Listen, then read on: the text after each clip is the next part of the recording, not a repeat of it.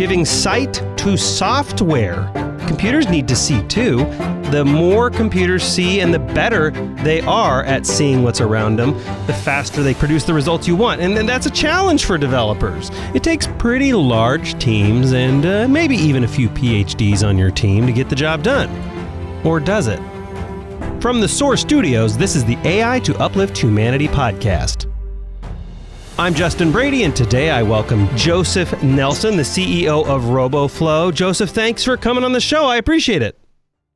Yeah, thanks so much for having me, Justin. Pleasure to be here. So full disclosure, we have worked together in the past, so I have more familiarity with Roboflow than maybe other companies, but generally most people don't know what Roboflow is. So let's start out with a really quick, micro 30-second pitch. What the heck is Roboflow? Your intro was pretty good. So in general, Roboflow builds software tools to give developers the ability to enable their products to see the world as well or better than they can.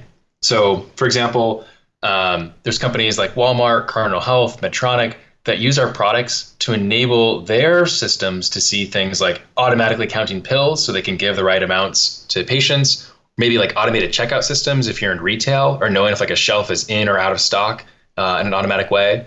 Very popular use cases are like autonomous driving or the ability to navigate systems and places with complete independence. But all of these fall into the broad category of how the heck do we enable devices and our products to see the world as well or better than people can? And at Roboflow, we're building developer tools that a little over 100,000 developers, including half of the Fortune 100, use directly in their products. And as a part of that, we see all kinds of fun stuff. I mean, Wimbledon uses us for instant replay every year. There's a number of other kind of sporting events that use us. There's manufacturers, household car name manufacturers that make sure their products and the cars that we drive are up to snuff and high production quality before it gets to you as a consumer. And then fun hobbyist stuff too. Like one of the things that I like to talk about is like you have a bunch of students that will make things like autonomous driving cars for their competitions. Or I don't know, there's this doctor in Colorado recently who he had squirrels that kept showing up at his bird feeder. So he made this like hobbyist project where if a squirrel is at the bird feeder, instead of a bird, it turns a hose on and the squirrel gets squirted away, where the birds can kind of, get all you can eat buffet. So basically all of these things rely on a similar set of technologies. And that technology is enabling computers to see things just like we can. Yeah. Okay. So we have two different audiences on this podcast, which is really, really cool because Dr. Fatma Tarlaji from a previous episode, I think it was like 6 episodes ago, mentioned that there needs to be a better connect between the people building these tools and the people that are interested in them but don't know anything about them. So I'm going to speak to the audience that maybe doesn't know a whole lot. They have seen this stuff, right? They've seen the Teslas of the world. They've seen computer Face vision. ID. Yeah, they've seen this stuff. So they're probably thinking like, Joseph, this stuff already exists. So like what piece of the puzzle does Roboflow fill specifically? So some of these use cases exist, but they're going to just be absolutely everywhere. Like there's going to be a Cambrian explosion of the ways in which computer vision is a part of our everyday lives. And it's going to be really fulfilling and exciting. So the use cases that we see today are just kind of the tip of the iceberg of what will come out, be accessible. And kind of the big thing that we've realized at Roboflow is that historically to build the types of technologies we're talking about right now required like a team of PhD engineers and a couple of years of research and large budgets and a pretty high amount of domain expertise, subject level expertise. What we're doing at Roboflow is we're building tools so that you can have something like this built in like hackathon afternoon time. So you can show up with your video from your Nest camera, and by the end of the afternoon, you can have a thing that texts you when a package shows up to prevent like package theft or something like this. And what's funny is that like that sort of level of technology and sophistication used to be kind of locked up with PhDs or a dramatic level of expertise. And what happens when you lower the barrier to entry to building products with computer vision is you get all sorts of amazing, fun, new gadgets. You get a world that's kind of more efficient. You get a world that's more engaging and more interactive. I mean, if in the 21st century, the world is all about like software eating the world, so to speak, I kind of think about it like computer vision increases the aperture of what can possibly be turned into software, like a fridge that automatically orders milk for you when it's like, you're out Yeah. and silly things like that, just as much as like, like I mentioned, automated quality assurance of car parts so that you can drive from point A to point B with a lot more peace of mind that everything will be good in your journey. Got it. So these uses that we're seeing that people are familiar with, if they have Face ID or if they have some app on their phone that does some computer vision task, these were only created because this company had some really large team, had a bunch of PhD people to create it. But like, I guess the smaller teams, the single person teams, or that person you talked about that is like spraying squirrels off bird feeders, those uses would be impossible if they didn't have a tool like this. That's right. And it's not even just like small teams. You can think about small teams exist inside big companies, right? So like if you're a manufacturing team at a large company, you're not a PhD software team.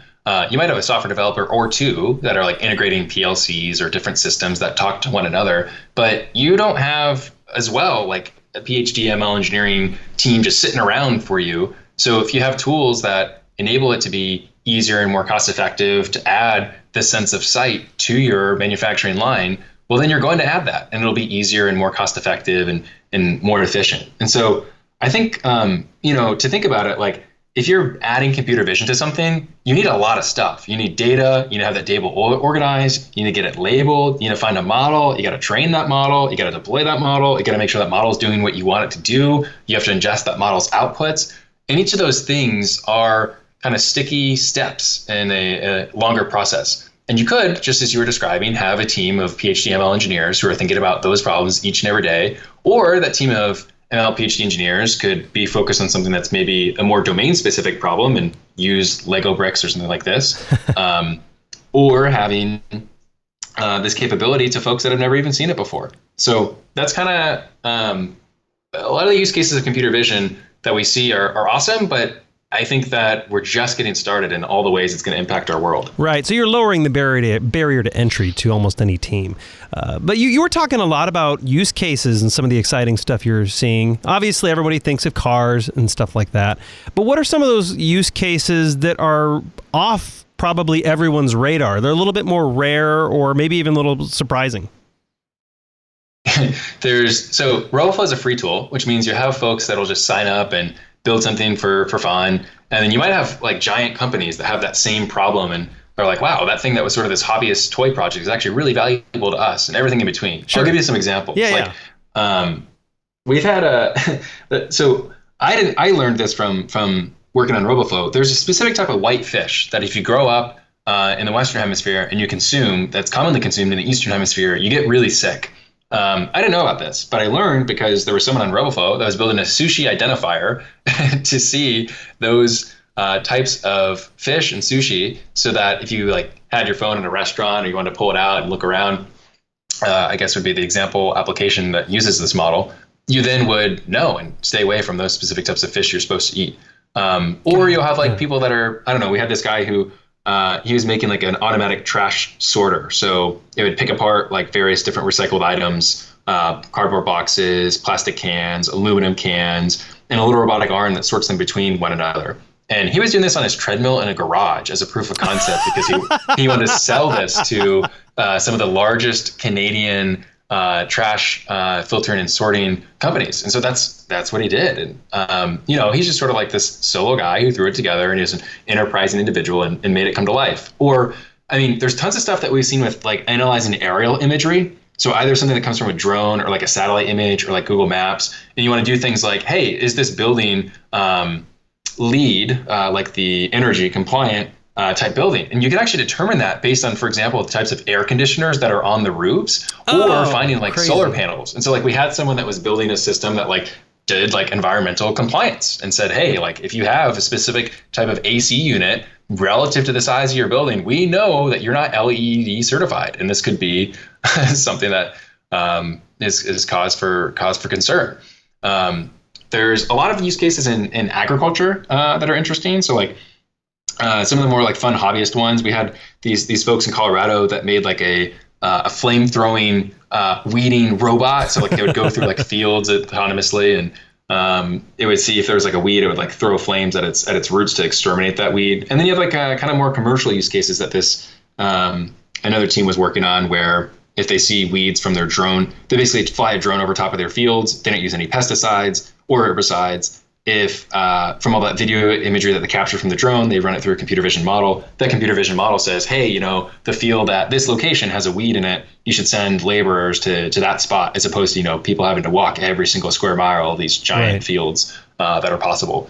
So it's kind of like you could name, like Pepsi Challenge, name an industry, and I'll tell you probably that how they're using computer vision and probably doing it with Roboflow. But it's one of those things where it's like, if I say like name any object, Justin, and then it's like, oh, I don't know, an object. But if I say name an object in your fridge, suddenly you have a bunch of things to name. Right. It's kind of how it is for computer vision. It's like, interesting. Name any use case, there's a bunch, but name a use case for like construction. It's like, oh, finding like high visibility vests, making sure people have like their hard hats on at the right time, making sure the parts that people are bringing to the job sites are the right sort of parts. Right. And the list kind of goes on and on. Yeah, I mean, so we had Sadia Malik on the show. I want to say that was a couple weeks ago.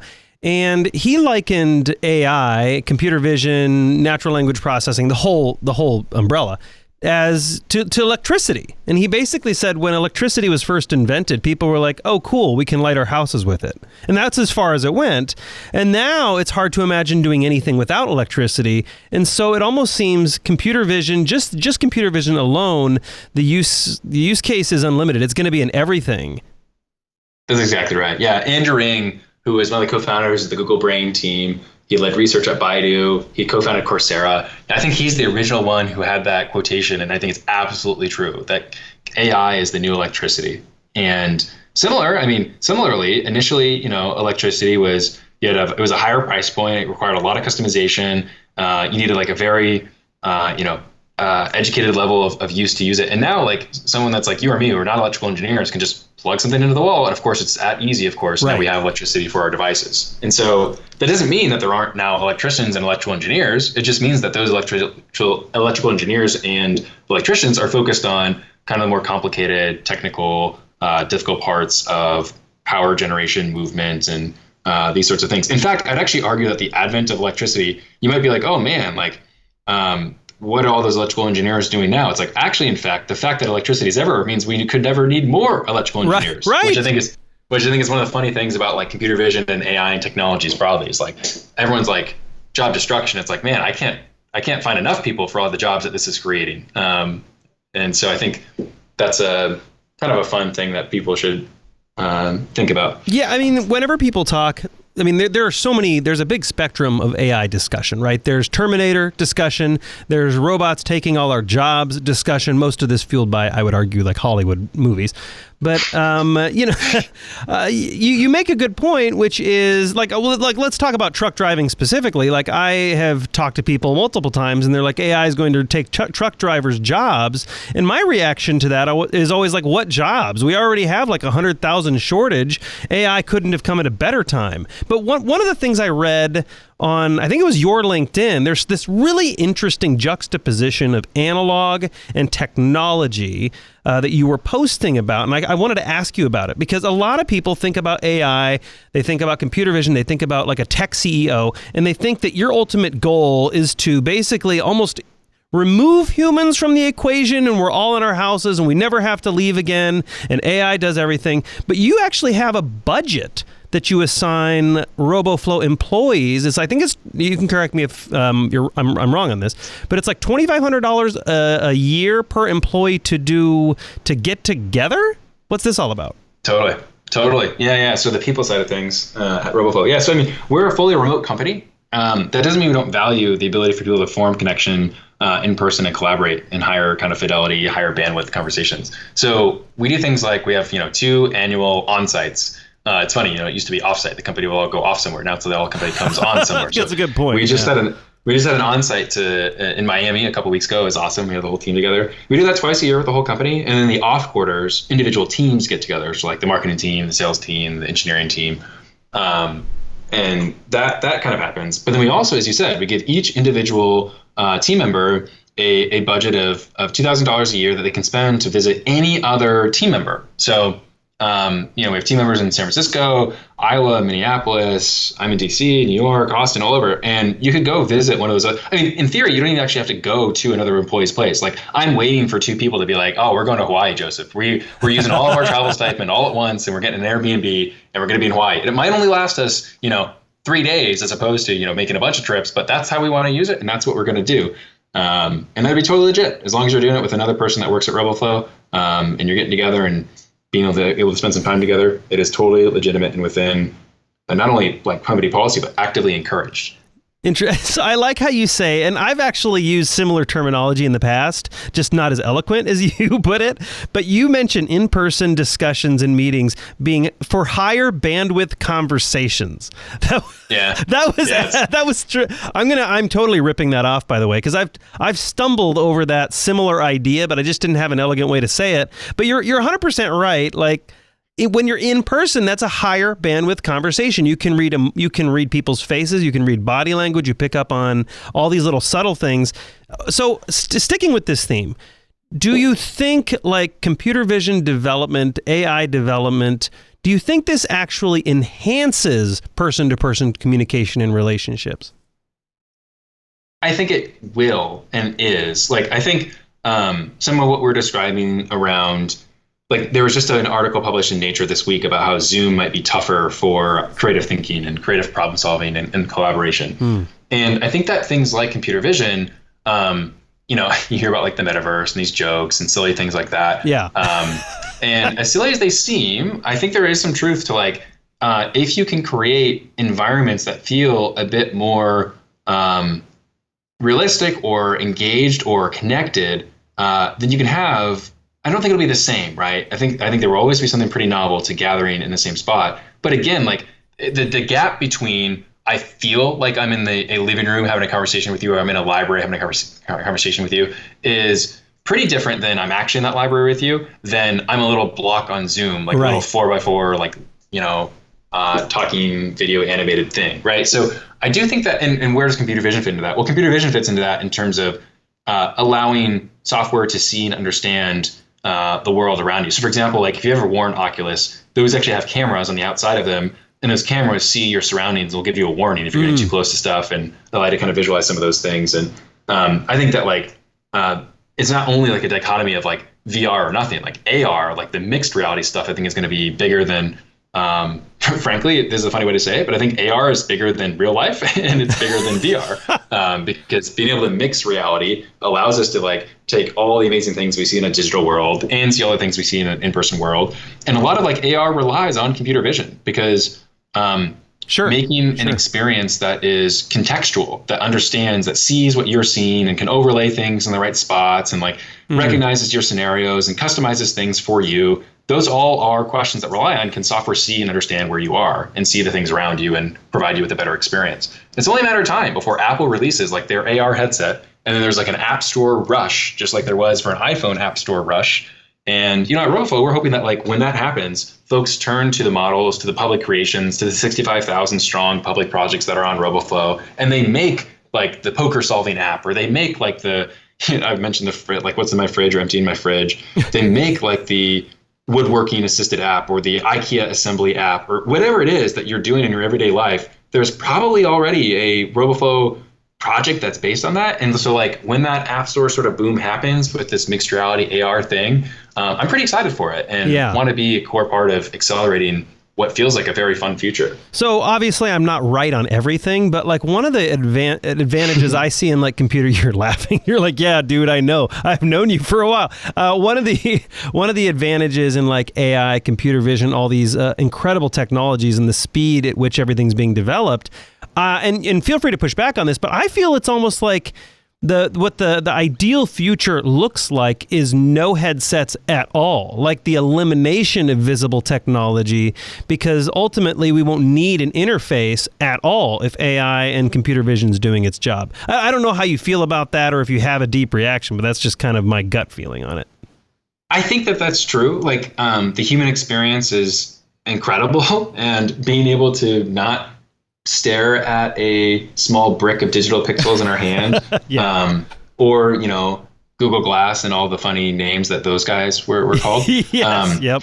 And I think that like eliminating the hardware elements will make things feel more seamless. Like I wear contacts every day. Having like smart contacts would be very, very cool. So yeah, I mean, I generally agree with you that the more seamless it feels, the better the user experience is. And I mean, the technology has a trend of taking things that humans already had, habits we already had, and then making them be more seamless and more fun and those sorts of things. So I think that the hardware side of that will also be true. Now, that said, I mean, there are devices and gadgets in our everyday lives that have become indispensable that we couldn't imagine, like a laptop, of course, right? Right. Like it's a pretty chunky, blocky thing to like carry around or go around. And at the same time, it's like an amazing set of technology and capabilities that, even a span of 50 years ago would be pretty difficult to imagine everything that we could do. I mean, heck, 10 years ago, the M1 is incredible. I love it. So I think I do think that there probably will be a new type of hardware that we get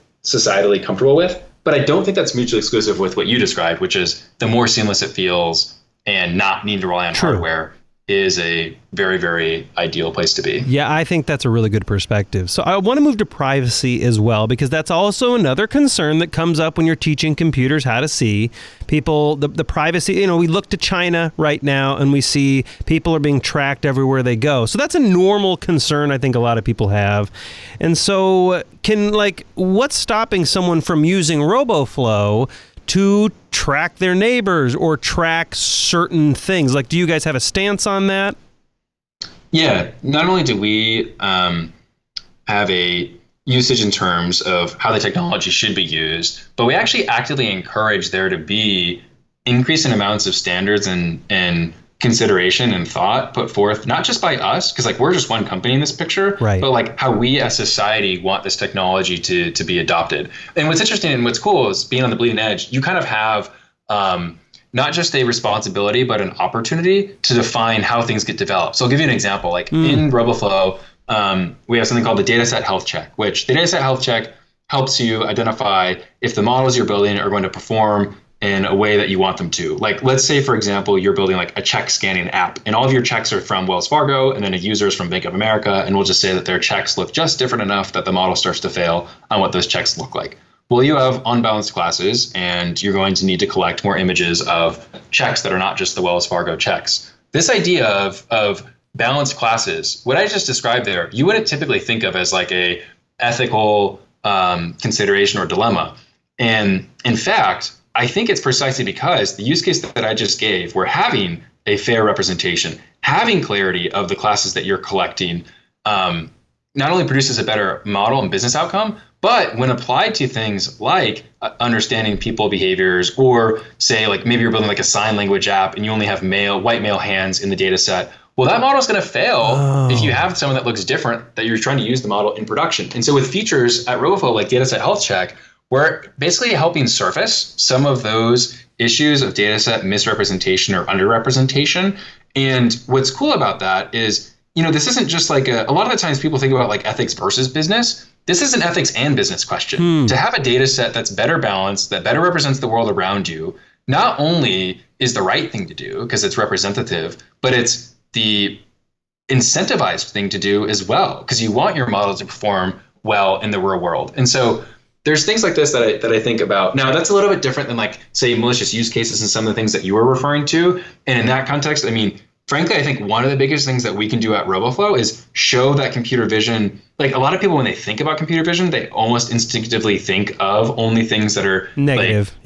Negative or human specific, I would even say. And when you think human specific, your mind goes to often a difficult place. And in fact, the world to be seen, I hate to break it to humanity, but there's a lot more of the world to be seen than just people. In fact, lots more.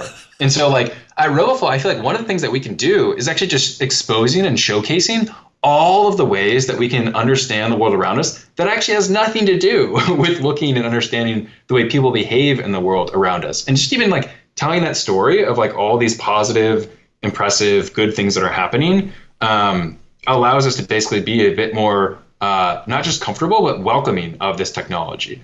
Now, as it relates to the use cases that could be malicious, we do have explicit ways that we say, hey, the service should not be used for X, Y, Z sorts of things. Or while it is a free tool and anyone can sort of get up and going, to have a pretty serious, large-scaled use of the technology, you will end up talking to a member of our team. And that also allows us to ensure that the right sorts of use cases are the things that are coming together and coming to the surface. Not to mention, maybe you want to do geo-specific allowances of the technology, allowed for use in some countries and not allowed in others, and those sorts of things where there might be policy dilemmas to be had.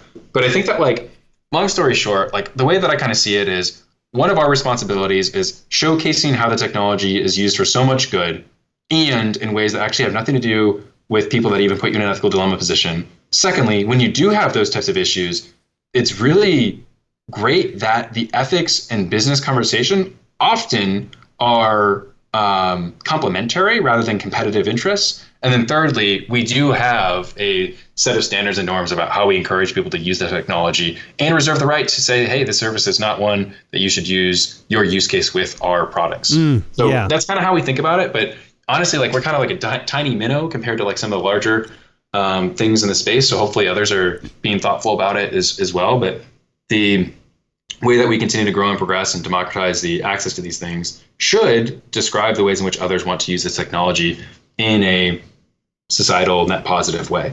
I really like the health check thing. Is that what you call it? The health check? Yeah. The health, because I think it was, now I'm gonna blank, but I know Nick Schott, one of our previous guests, and I don't remember who else, but a lot of people have spoken about coding bias into AI, which is just not something. I think Brianna Brownell talked about that as well with Open Teams. I want to say I might be getting these wrong, so I apologize to any previous guests if I'm getting these details wrong. But they did talk about like AI, you can code bias into AI. And I think a lot of people don't think of that. I think that's off a lot of people's radar. What other areas what other areas concern Joseph Nelson, the CEO at Roboflow? Like, are there any other things that keep you up at night in the AI space? Maybe it's computer vision. What are those things that concern you? So, I mean, there's going to be pretty significant societal disruption. We were talking earlier about cars and like even though I think AI, machine learning, et cetera, will be net positives for the world in the same way, electricity and some of these other key technologies, industrial revolution, that doesn't mean that like net positive, like that doesn't mean there's a zero amount of disruption or like a messy middle to work through together. And in fact, like I think that actually presents a pretty big opportunity. I mean, so you can think about it like economics background showing here, but like when countries sign free trade agreements, they end up making it so that their country is able to buy and purchase goods at a lower price. However, the industries that were previously producing those goods within their country now may be at a less competitive spot. And so those people that were in those roles now need to find new work to do. I think that in the same way some countries have considered adopting, when they sign a free trade agreement, they also roll out mass reskilling, education, upskilling type initiatives. I think the same things need to happen with machine learning and AI more broadly. So given that there's going to be societal disruption, given that there's going to be roles that are changed, shifted, dramatically look different. And also there's such a shortage for some of the other roles that we need. It's a pretty funny, paradoxical place to be, but it also calls for this opportunity to, what would it be like to invest in more community colleges to give greater education for programs related to machine learning? Because, in a lot of ways, like Benedict Evans has a point where he's like, machine learning is kind of like talking about any sort of technology, which is sort of like talking about databases. You don't really talk about like databases. You talk about like the way you use databases. Machine learning should be the same way. So it's not like machine learning in the abstract. It's like machine learning in healthcare. What does that look like? Why is that not a major? Machine learning in finance. Machine learning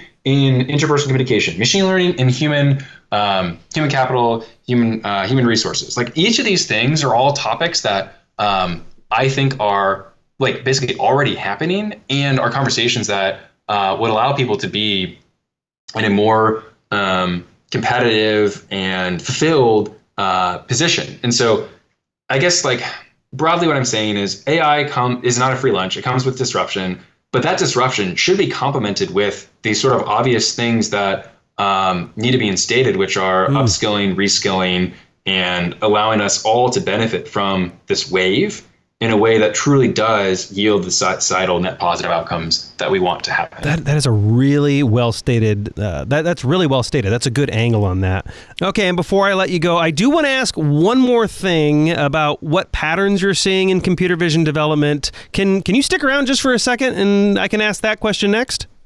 Sure, hit me. And before we get to that, do you have a lot of video laying around? Keynotes, webinars? all sorts of cool stuff. Someone's like, oh, we have that on video. There's this really cool quote by our CEO, or there's this really cool quote that was in this keynote, and you don't really remember where it was. You don't know what video file it was. You don't remember what timestamp it was. It's super stinking annoying. And this is why deep search exists. One keyword across your entire video library, and you're instantly taken to the transcript and exact timestamp. No matter where it is, no matter how long, that's exactly how it works. Global Peter Drucker Form's using it, actually. It's pretty cool. You can use it too. Soar.com/deep search, and we'll even give you 10 hours for free to start you out. Like some of you don't even have more than 10 hours, so I guess it's just free. Congratulations. Soar.com/deep search. Okay, I'm glad you and I had this talk, but we're still joined with Joseph Nelson, CEO of Roboflow. And before I let you go, I have one more thing for you. What are the hot patterns right now? Are there any trends? Are there any hot patterns in computer vision that everyone's kind of going the same direction on? Some of the coolest advances, these are too early to call trends, but they're things that kind of get you, like, stoke your imagination of, oh, wow, the future is going to be so different.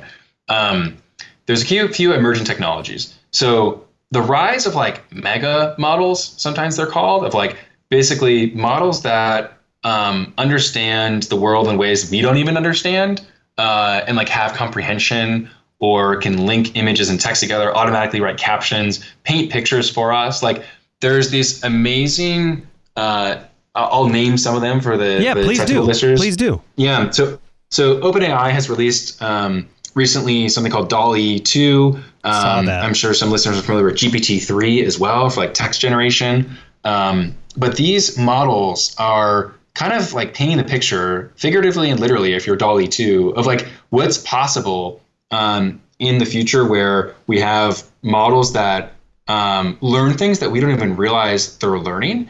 And some of those trends, I think, allow us to almost rewrite the way that we interact with technology and the world around us. It's so early that it's hard to even comprehend and think through fully. But like, I've played around with them a little bit, and like I did a talk last week actually with Satya that you mentioned previously about like, is machine learning smarter than a toddler? And we took these models and we paired them up against like toddler education, and that's funny. It was a fun time, and it kind of just like gives you this sense of wow, like. So traditionally, machine learning is usually like really good at a very narrow, specific task, right? So, you always hear of like, oh, machine learning beats a doctor at X thing, or machine learning beats, one specific task, and that makes sense. But the trend that we're seeing is having like general intelligence, and I wouldn't say general like it, can think totally independently, but general in the sense that like we didn't train it to do only one specific task. It actually knows a lot about a lot of different things. Wow. And that is really enlightening for what's possible. Because if you don't have to collect specific data, you don't have to train specifically to one area. If you can just grab a model and go, and it understands the world in a rich, impressive way, it can like augment creativity in interesting ways. It can generate, as we talked about, like photos and paintings and these sorts of things. So that's one thing that I've like been thinking about and playing around with this type of technology. But that's kind of like a abstract and kind of lives in academic-y land. The other thing that I've always loved to leave people with is thinking about that, like just how early we are. We're early in the internet, let alone machine learning land, right. Let alone one type of machine learning, which is computer vision. Good point. And I think about it like, if we're in like version 1.0 of computer vision, and version 1.0 of the web was like, some linked docs for exploring a library, and version 2.0 was like, like Facebook and Twitter, and version 3.0 is maybe it's crypto. I'm not sure. Jury's probably out. Computer vision is very much in like 0.5 or 1.0, where it's like AI. I always joke on things like this is army of interns. If you can teach an intern to do it, then AI can probably do it. But pretty soon, like we'll be in 2.0, where there's comprehension and understanding in better ways, and 3.0, which we can't even totally anticipate. Right. And so I think that like a lot of folks hear about this, they're like, that's not for me, that's too far out, or these sorts of things. And it's like, in fact, we are so early that you could start today and be earlier than 95% of the world in terms of exploring these technologies. And it's here to stay in a really impactful, compelling, exciting way. So 2 things to think about: general models and just how early we are. The fact that someone's probably found this podcast already indicates they might be closer to the bleeding edge than your average citizen.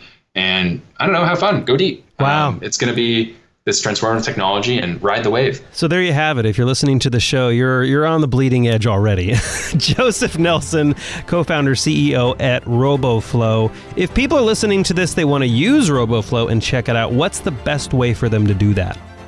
It's free. Roboflow.com. It's supposed to be more difficult.